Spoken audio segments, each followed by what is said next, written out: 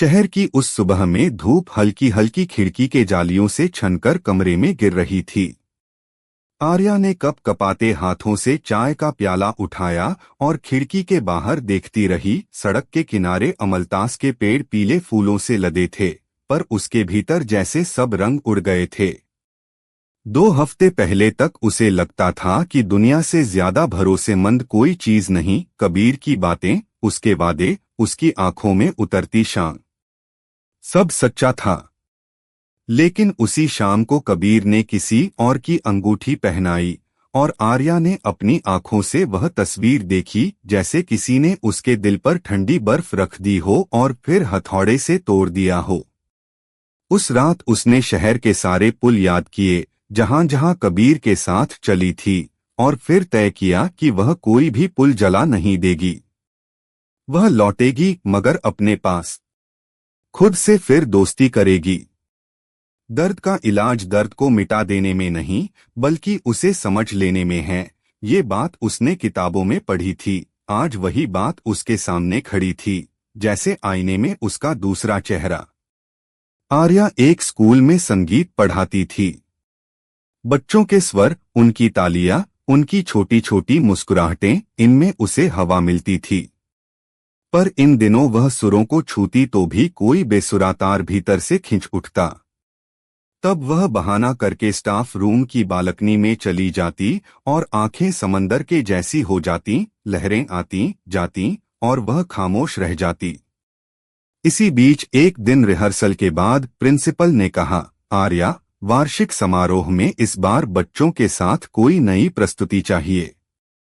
कुछ अलग, कुछ ऐसा जिसमें कहानी भी हो, सुर भी और उम्मीद भी। उम्मीद, वह शब्द उसके गले में अटक गया। उम्मीद पर भरोसा करना कठिन होता है जब हाल ही में उम्मीद ने धोखा दिया हो। पर उसने हाँ में सिर हिलाया। शायद किसी और की उम्मीद बनकर वह अपनी उम्मीद बचा सके। उस शाम वह पुराने शहर की एक छोटी सी किताबों की दुकान में चली गई। वेलकम वर्ल्ड तख्ती पर हाथ से लिखा था। देखने से पहले पढ़ने को वेलकम। दुकान में किताबों की खुशबू थी और एक धीमा सा गीत बज रहा था, लग जा गले। काउंटर के पीछे एक लड़का खड़ा था। धूप में ढले रंग पर साफ मुस्कान, आंखों में नमी नहीं, चमक। उसने कहा, पहली बार आई हैं? यहाँ जो किताबें आवाज देती हैं वही खरीदी जाती हैं। आर्या हल्का सा मुस्कुराई। आवाज किताब देती है या आदमी? लड़का हंसा। किताब की आवाज ही आदमी तक पहुंचती है। मैं विवान। आर्या, उसने हाथ बढ़ाया।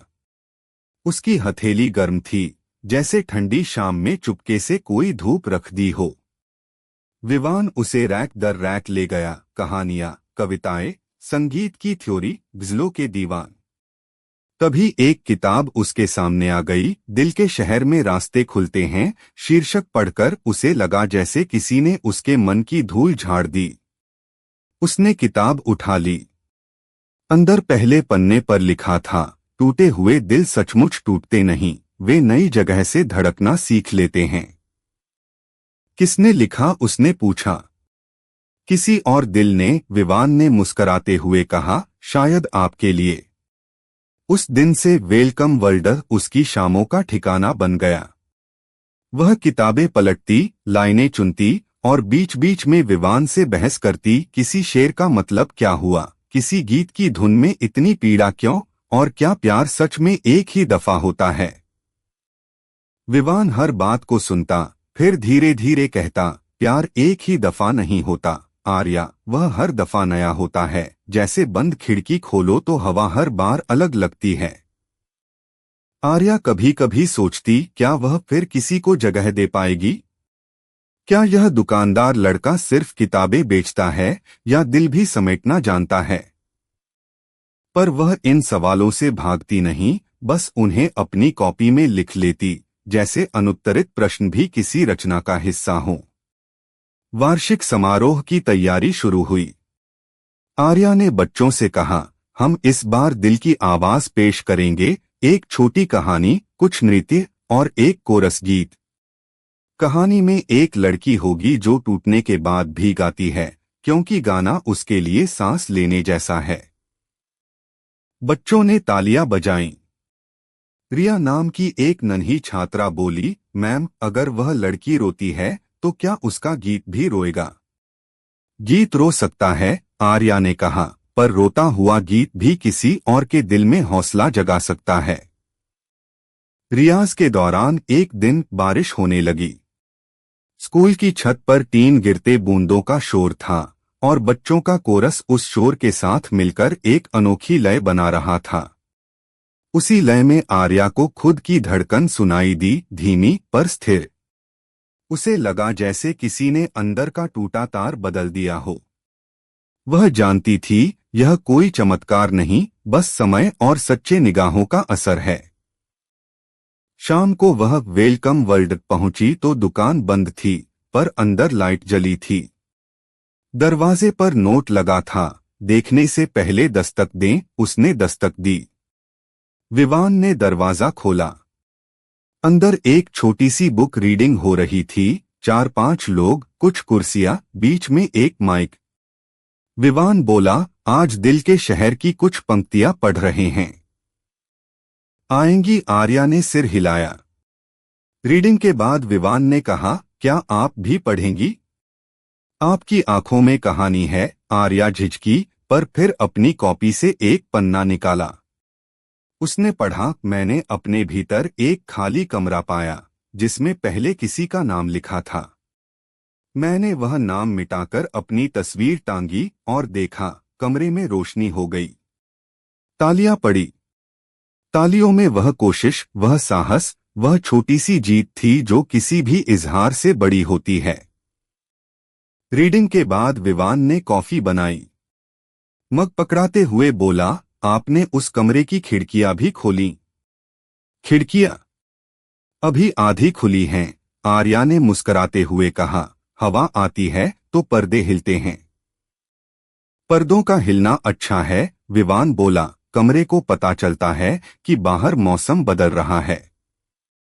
धीरे धीरे उनकी बातचीत गहरी होती गई, पर वह उतनी ही सहज रही जैसे किसी पुराने गीत की नई रिकॉर्डिंग, जिसमें सुर वही हो पर आवाज में नई गर्मी हो। एक दिन आर्या ने सच कह दिया, कबीर ने धोखा दिया था विवान। कभी लगता है कि मैं भूल गई, कभी लगता है कि मैं एक भी दिन नहीं भूलूंगी। विवान ने उसकी आंखों में सीधी नजर रखी। धोखे को भूलना जरूरी नहीं, उसे अपने लिए अर्थहीन करना जरूरी है। जैसे पुराने नक्शे में कोई सड़क बंद हो जाए तो हम नया रास्ता बना लेते हैं। और अगर नए रास्ते पर भी डर हो? उसने पूछा। डर और भरोसा साथ साथ चलते हैं। उसने कॉफी का एक घूंट लिया, पर भरोसा चलते चलते तेज हो जाता है, डर पीछे रह जाता है। समारोह का दिन आ गया। सभागार फूलों से सजाया गया।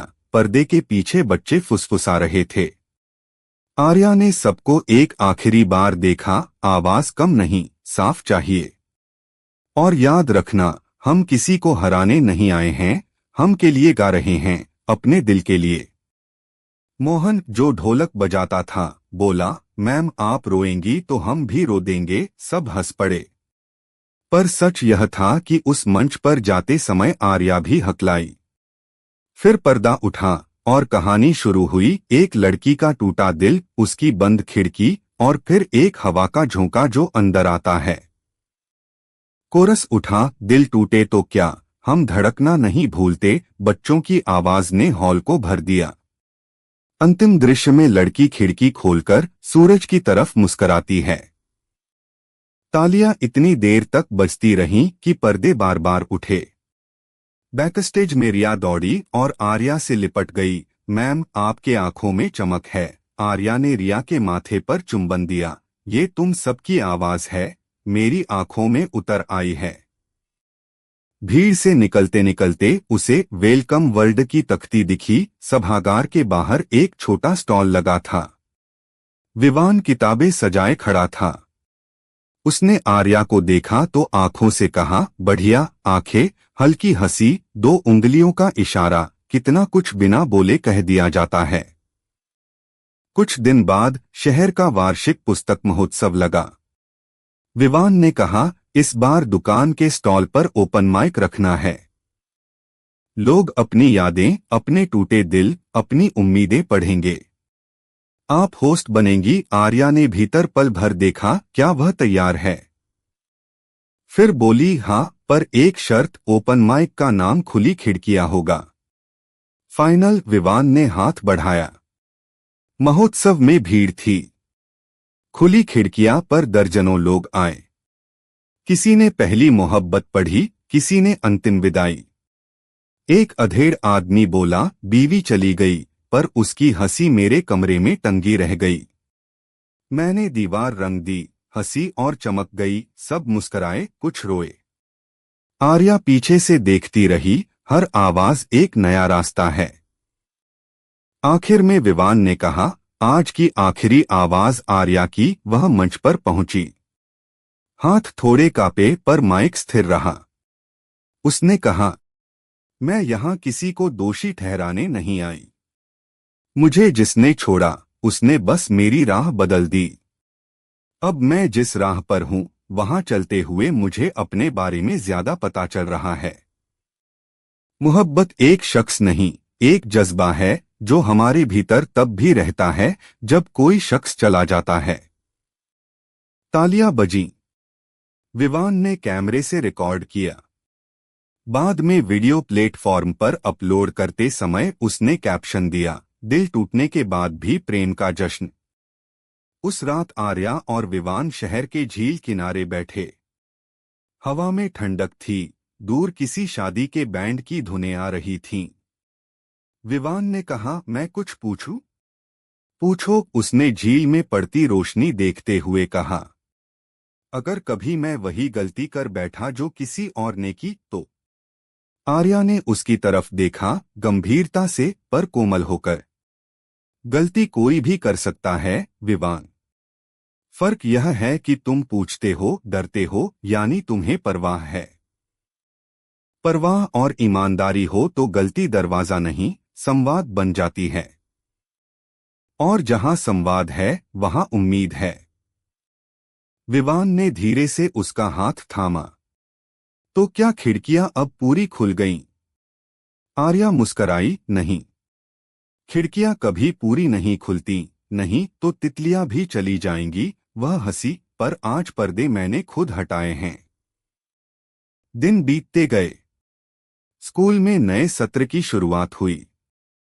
बच्चों ने खुली खिड़कियां का छोटा सा संस्करण मॉर्निंग असेंबली में गाया। वेलकम वर्ल्ड पर अब आर्या सप्ताह में एक बार रीडिंग होस्ट करती। धीरे धीरे लोगों का छोटा समुदाय बन गया, जिसमें टूटे दिल वाले भी थे और भरे हुए दिल वाले भी। सब एक दूसरे के लिए ताली बजाते, नोटबुकें साझा करते और सबसे बढ़कर आवाजें सुनते। एक शाम अचानक कबीर दुकान पर आ गया। आर्या स्टूल पर बैठी किसी लड़की की कविता सुन रही थी। कबीर ने झिझकते हुए कहा, आर्या कैसी हो? उसके पीछे वही लड़की खड़ी थी जिसे उसने अंगूठी पहनाई थी। शायद वे दोनों अब साथ नहीं थे, आंखों में बेचैनी थी। आर्या ने उसे देखा, न गुस्सा न झिझक, बस एक पुरानी कहानी का आखिरी पन्ना। मैं ठीक हूं। तुम कैसे हो? उसने पूछा। मैं शायद ठीक नहीं, कबीर ने मान लिया। मैंने जो किया, जो होना था, हो गया। आर्या ने हल्की आवाज में कहा। मैंने अपने कमरे की तस्वीर बदली है। अब वहां मेरी खिड़की खुलती है। कबीर ने सिर हिलाया। तुम बदल गई हो। हाँ, वह मुस्कराई, और यही सबसे अच्छा हुआ। कबीर चला गया, बिना किसी नाटक, बिना किसी धुन के।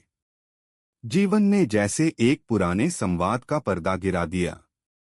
विवान ने दूर से देखा, कुछ नहीं पूछा, बस एक कप चाय और उसकी पसंदीदा बिस्किट उसकी मेज पर रख दिए। उस छोटे से इशारे में इतना अपनापन था कि आर्या की आंखें भर आईं। वह समझ गई, मोहब्बत बड़े ऐलान नहीं करती, वह छोटी छोटी देखभाल में, समय पर रखे एक कप चाय में और सुने गए वाक्यों के बीच की चुप्पियों में मिलती है। कुछ महीनों बाद खुली खिड़कियां का वार्षिकोत्सव रखा गया। मंच पर आर्या ने एक नई प्रस्तुति शुरू की, दिल का शहर, नया नक्शा। कहानी में एक लड़की और एक लड़का थे, पर केंद्र में उनका रिश्ता नहीं, उनका सफर था। अंतिम सीन में लड़की कहती, मुझे अब किसी मंजिल की जल्दी नहीं। मेरी चाल मेरी है, मेरी सांस मेरी है, और मेरी मोहब्बत मेरी है। किसी के आने से बढ़ेगी, किसी के जाने से घटेगी नहीं। हॉल में सन्नाटा छा गया, वह वाला सन्नाटा जो शब्दों का सम्मान करता है। फिर तालियों की बारिश। बाद में स्टॉल पर लोग आए, किताबें खरीदीं, कुछ ने अपनी कहानियां बांटीं। विवान ने पोस्टर पर लिखा, देखने से पहले दिल को वेलकम। वेलकम वर्ल्ड में आपका स्वागत है। रात को झील किनारे चलते हुए विवान ने कहा, क्या हम उस डर को नाम दे दें जो पीछे रहता है? आर्या ने सोचा, फिर बोली, उसे वक्त कह देते हैं। वक्त ही उसे छोटा करता है और वक्त ही भरोसे को बड़ा। और हमें? विवान मुस्कराया।